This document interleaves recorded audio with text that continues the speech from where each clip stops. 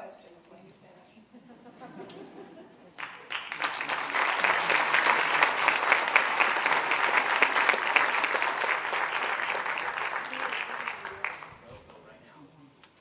It's a great pleasure and privilege to be here amongst colleagues, and I feel so relaxed. I thought I'd begin by asking you some answers to a quiz.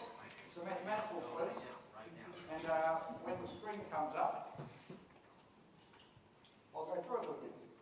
You're going to have to sing for your supper today, or sing for your morning tea, and answer these questions. We're going right now. Right now. Yeah. My friend Bill said that the slide would materialise. Quick. Don't save. Minimize.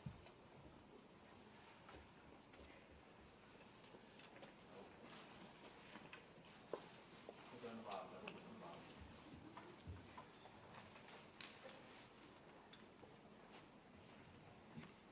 Tell you what, while we're doing that,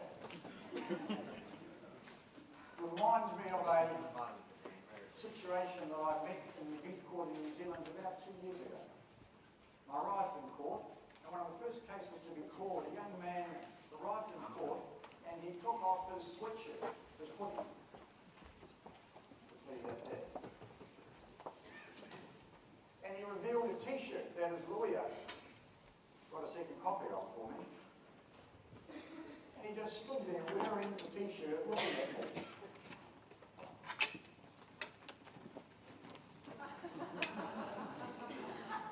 And this is what the t-shirt said. Can you all read it? And he clearly was waiting for a reaction from me. And it was an interesting experience. And in New Zealand we have our legislation, so we have to encourage participation and speak in a manner and in a language that is youth-friendly. So I started somewhat hesitantly and said, "You're wearing an interesting t-shirt." And he smiled and said, "All good, boss." Undeterred, I said, "Well, look, it's a bit early to label yourself a criminal, isn't it? You haven't even admitted the charge. First time in the youth court. Let's not get ahead of ourselves." At this stage, the lawyer was waving, was a bit concerned.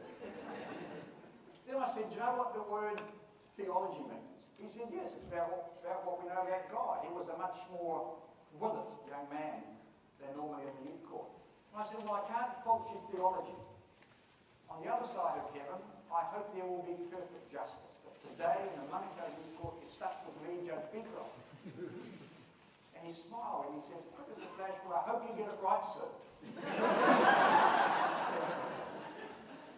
And what a great line that is for our conference this morning. Are we getting it right?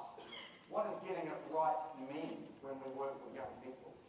I want to tell you a little bit about our experience. But back to that quiz. Tell me what these numbers mean. Any clues? 44 million sheep. 4.6 million people.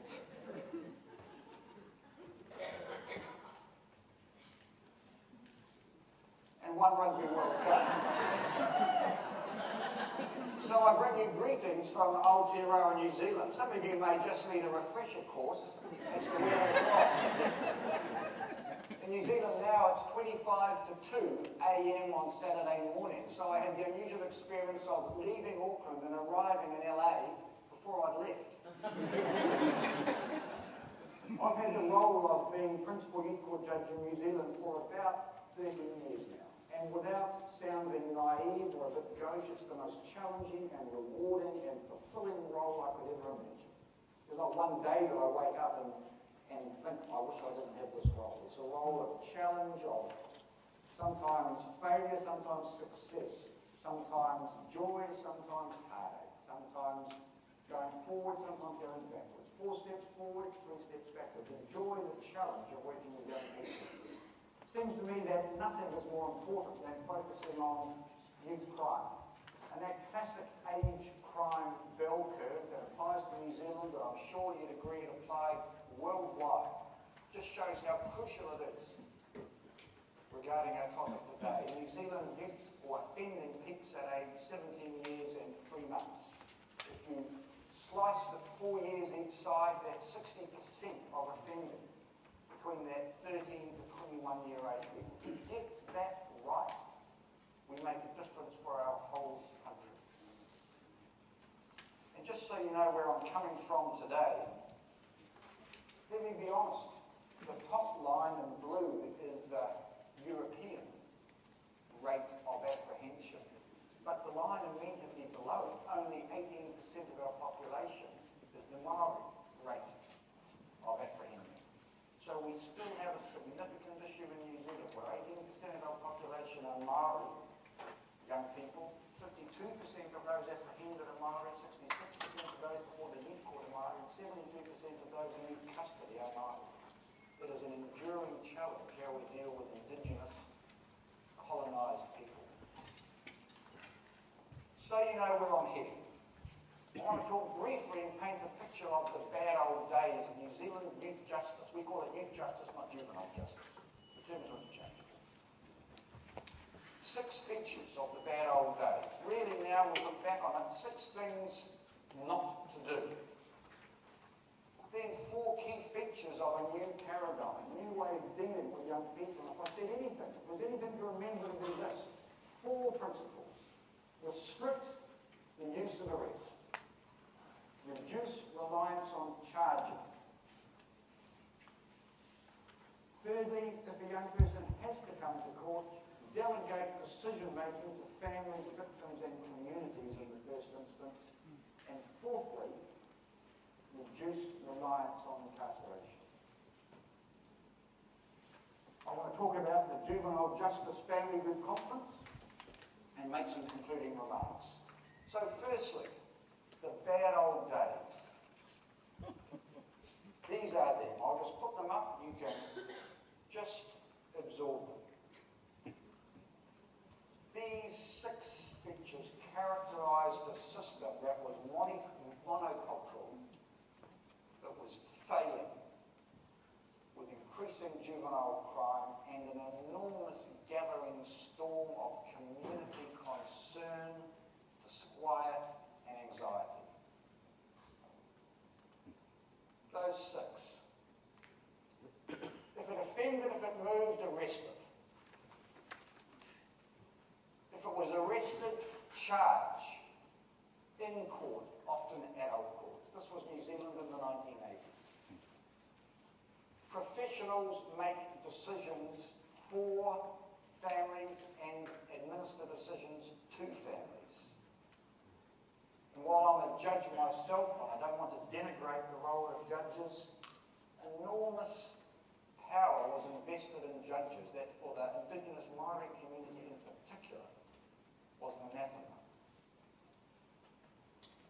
High rates of institutionalisation. We had a cohort of especially young boys who were in prison really for care and protection, abuse and neglect issues. That's what happened there. They were there for their own good, with the most laudable motives by the decision makers to trick them, to cure them. And we had victims. There was no such science as victimology, but we had victims marginalised, victims standing on the periphery of the system. So in that context, in 1989, with that sort of system, that was really a replication of a mini-adult system. In quite remarkable ways, a new legislative paradigm for youth justice was introduced. Starting with us, for the first time, a separate specialised juvenile court, a branch of our district court, concentrating on specialist participants with this jurisdiction. And sadly, we don't include 17-year-olds either, which is a huge blot on our international reputation. And while young people can elect adult jury trials, few ever do.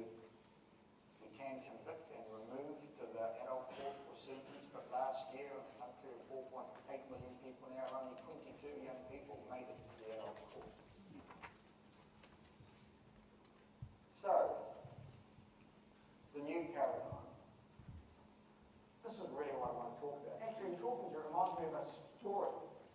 We're encouraged as juvenile youth court judges in New Zealand to speak to groups of young people. I spoke to a group of high school students, a great group, about 300 of them.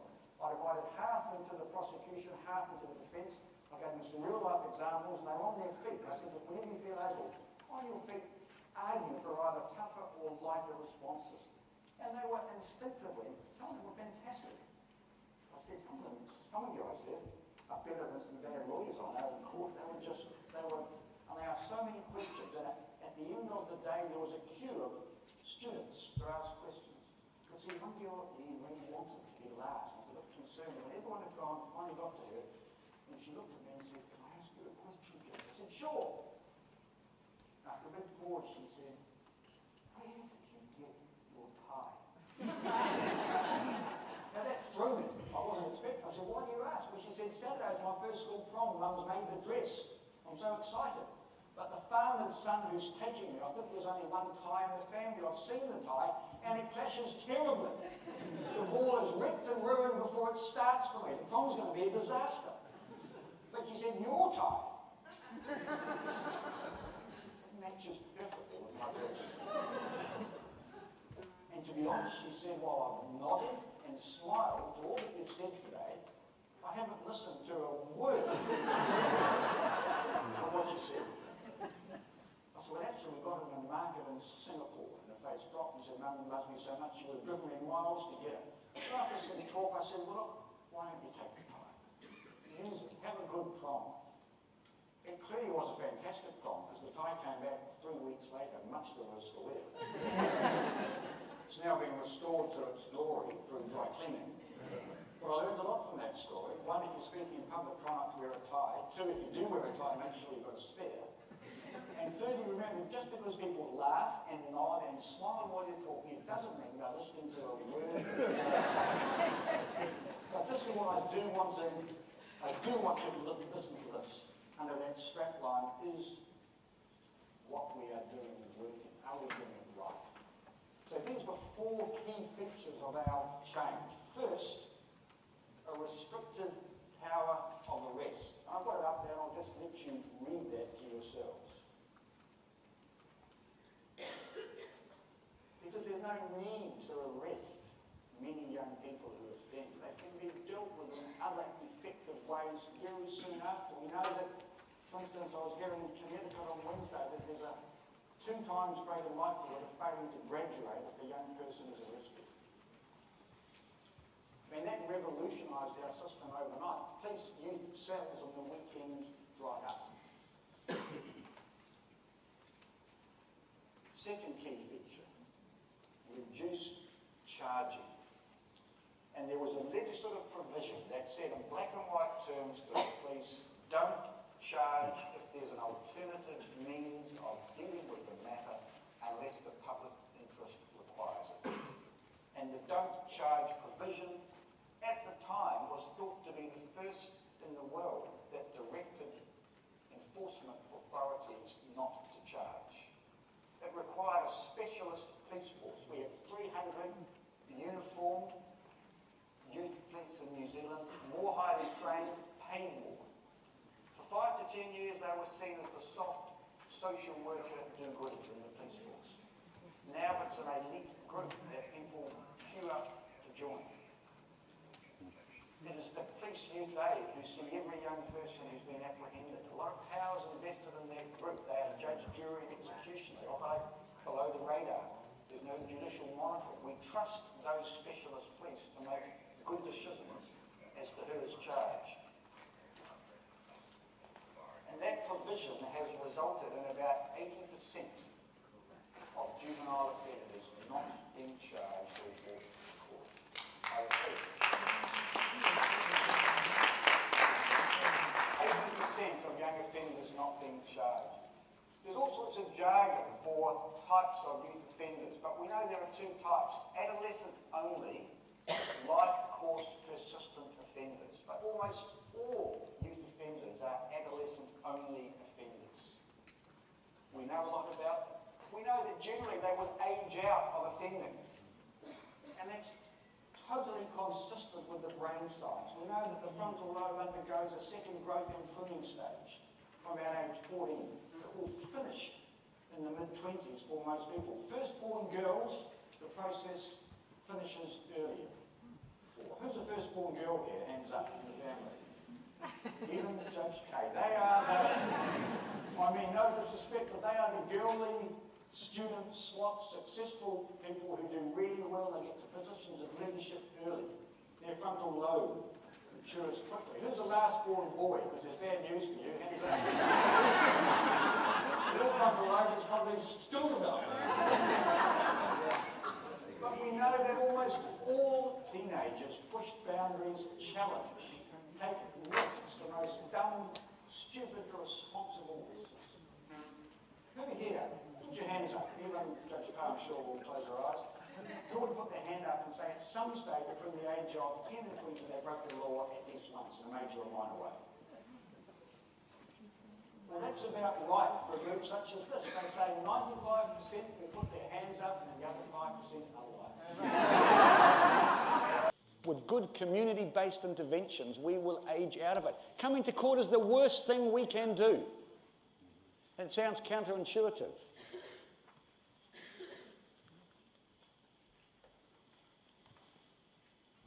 It's so hard once a young person is aggregated from mainstream, segregated in the juvenile court process, to ever get them out again.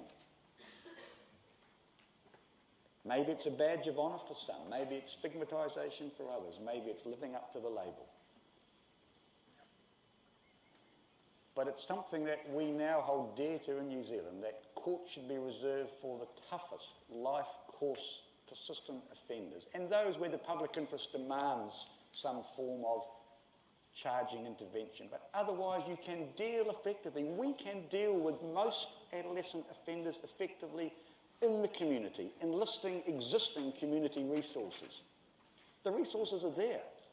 With good trained specialist police, they can be accessed, brought together, victims can be involved, and they never need to come to court. And I love this graph here, that is the closest thing to a legal revolution you will ever see in the world, because that shows the reduction overnight in charging young people in New Zealand since 1989 when the law changed. And overnight there was just a drop. And I just think that's so exciting, a quiet but hugely significant legal revolution. We had our ups in the early 2000s. We went through a pendulum swing. It's coming back down again, you can see, strongly. So that's the second feature of what I've called this new paradigm. The third is this. For those that do come to court, it's a small group, 20%, who are the most serious offenders, to use a family group conference model, which you'll hear more about this afternoon.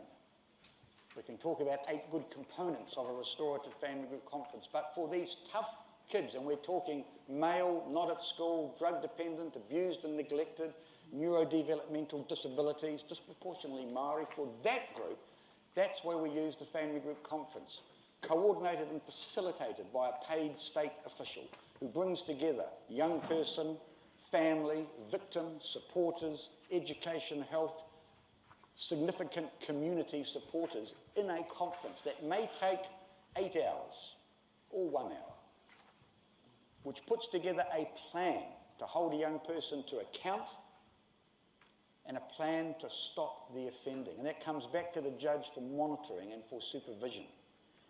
And I won't go into all the details because there's a paper that covers all of this that probably rivals War and Peace in length but not in quality. And you can see the bottom bullet point. If a young person is charged in the youth court, and all the young person has to do is not deny the charge, which I admit is a curious double negative, but as long as they're not denying it, then a family group conference is mandatory in every case. More features of this conference. The conference determines if the charge is admitted, and if so, a plan is formulated. It comes back to a judge for judicial, usually approval, some modification. How long is a plan? How long is a piece of string? It is what it is, and it is what it needs to be. And families Even the most dysfunctional families, you know, can come up with surprisingly functional plans for their young offending children because they don't want their children to have the life that they had. Yes, if the offending is serious, it may even be the family group conference recommends a court order or a custodial sentence. I mean, family group conferences aren't some kumbaya singing, chocolate drinking, slap over the wrist with a wet bus ticket type of affair. They're raw emotional experiences where victim meets young offender. But something about the process has in it the seeds of genius when done well. And the capacity for human interaction and transformation that time and time again is demonstrated in a family group conference is incredibly powerful. I've got to say, as a judge, significantly better than a judge could ever engineer or conduct. So the plan comes back, be approved or modified, and then we often would monitor it. I bring somebody, let's call him Michael, I bring Michael back every 2 weeks, every month. How's the plan going, Michael? Where's it going well? Where is it going badly? Where have you got to do better? And we walk through that plan with the young person. In about 20% of cases in the juvenile court, so 20% of the 20%, end up still with a clean record. I mean, end up with a record. The others who complete their plans successfully can earn a clean slate. So I make this point. We use the family group conference for the toughest 20%, not the easier 80% who will age out of the offending. That's because, as this New Zealand graph shows, 20% of young offenders account for nearly 60% of the offences. They are the young people who dominate the headlines. They are the offenders who have hugely disproportionate influence amongst their peers. They are the hard-to-reach offenders and their families, but they are the families that, and their offenders that we must reach and must enlist their families. And there are books available. A recent book on the right, a very practical guide and history of family group conferences. Because I know everybody is saying instinctively, but why would you use a family group conference for the toughest 20% with the families who are the most hard to reach? Because they are the cause of the problem. Why would you involve them in the solution?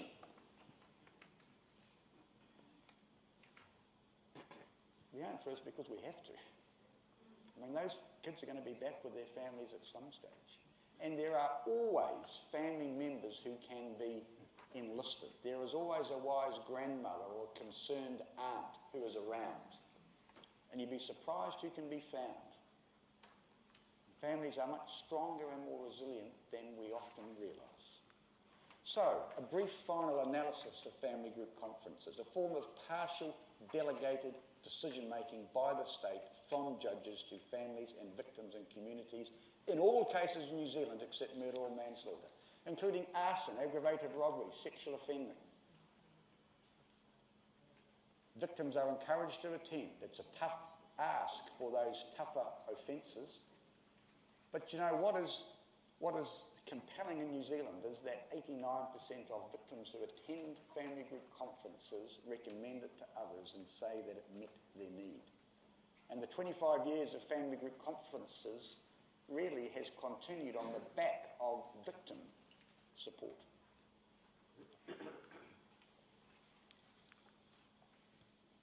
We say in New Zealand a family group conference with all its planning and resources and follow-up is overkill for the 80% of young offenders who are going to age out of offending and don't need to come to court in the first place.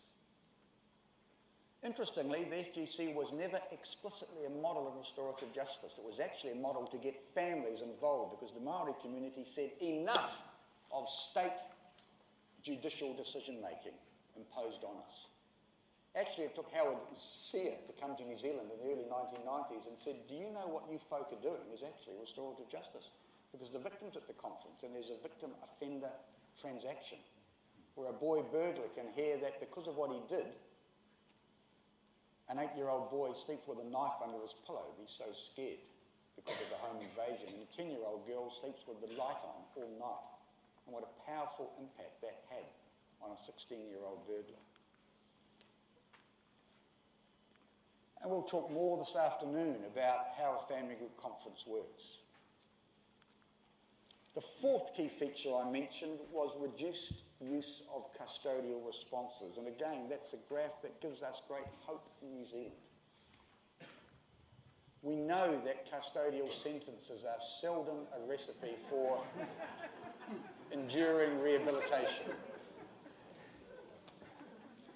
And we did put the boot into boot camps. We know that boot camps were the least most successful sentence in New Zealand's history. There was a 94% reoffending rate with boot camps. Yes, the young people who went were better fed, and when they left they were faster, fitter and stronger. But they were still burglars, just harder to catch. At this stage people say, well, does it work? Well, let me tell you this. Of the 80% who aren't charged, 80% of those don't reoffend as a general rule. Which just shows they never needed to be in court in the first place in the 80s. And why do we clog up the system with all the risks of charging them? Of those who undergo a family group conference, and that's really, remember, the 20% of the toughest, the hardcore, 33% in a recent study don't reoffend, 22% stop reoffending within a year, but 45% keep reoffending. I mean, there's no solution that I know this side of heaven that works the miracle with every single young offender. But there's enormous hope, and it's a recipe for potential transformation in every life. I've had time in New York. I love your city. A quote above your old court building said, "The true administration of justice is the firmest pillar of good government." I think you could go further, from my perspective, and say the most principled administration of juvenile justice is the first pillar overall of criminal justice. And yesterday I went to the family court in Brooklyn Borough, Kings County, I think I've got it right. And Judge Kay's quote, "Justice for the family is justice for the community." The family group conference model for these tough kids, the diversionary system for the 80% who don't need charging. I mean, that is, in my view, genuine, meaningful, transformative justice for young people and their families and the victim. And I want to finish with a story. I started with a story about a boy called Hemi. He fitted all the criteria that I mentioned. A violent, disadvantaged, transient family, drug dependent, with a dad in prison, and he and his friends planned an aggravated robbery of what I think you'd call a corner drugstore. They were disguised with imitation weapons, and Hemi was the lookout man, but he was absolutely involved. As often with these robberies, a pathetically small amount of cash and cigarettes were taken. He didn't deny the charge. A family group conference was ordered. And it was a terrific conference because it took 8 hours to complete with several breaks. Hemi's mother initially didn't want to talk about the family, but in the end we got grandparents, or the coordinator got grandparents, aunties, friends from around the country together. There were 42 at the conference. They really hit hard with Hemi. The victim was there from the corner drugstore, and he really got stuck into Hemi for a couple of hours. "Do you know what you've done to my wife and to me, how you've wrecked our lives?" Had a big effect on Hemi. And one of the things he planned to do, and it was a big plan, lasting for 2 years, and Hemi incidentally hasn't offended again. He's not been a wonderful success story, but he hasn't been in the justice system at all. One of the things Hemi said, he said, "I'll write a letter." He said, "Actually, I'll write a song." When he dropped out of school early, no one knew he had these gifts. So he wrote the song, he played the song, and he put it on a CD and he gave it to the victim. "I'm going to play it to you," because out of the words of this 16-year-old boy shows the power that a family group conference can unlock. And it stopped this boy from going to a custodial sentence. His plan, which he completed. So if we play the song now, guys. I've called it Hemi's song, but what powerful words from this young boy. Born on the way. Congratulations. Yo, I'm sorry for all the pain that I caused, putting your family through something I could never have stopped. And now I'm staring at the stars, thinking, what have I done? Something stupid, of course. What was I thinking of? Looking for my mentality, but that was lost back in the days BC. I be pinned to a cross. writing this rhyme because she gave me a charm. So when the words that I write, you should know that they came from my heart. You opened my eyes, despising what I had done. Look above and find the strength to carry on, carry on. Yo, I'd just like to take a moment. Everybody heard the song. The police, the law enforcement authorities, the school that he'd once been in were just shocked that Henry could come up with something like this.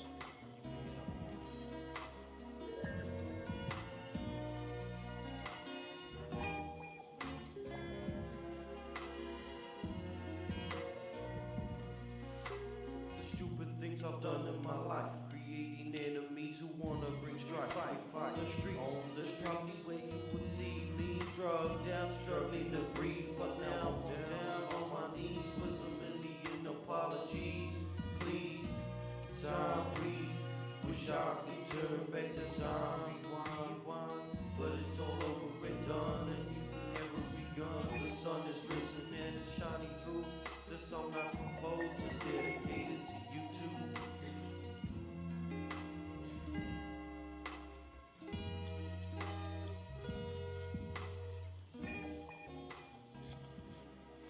So in conclusion,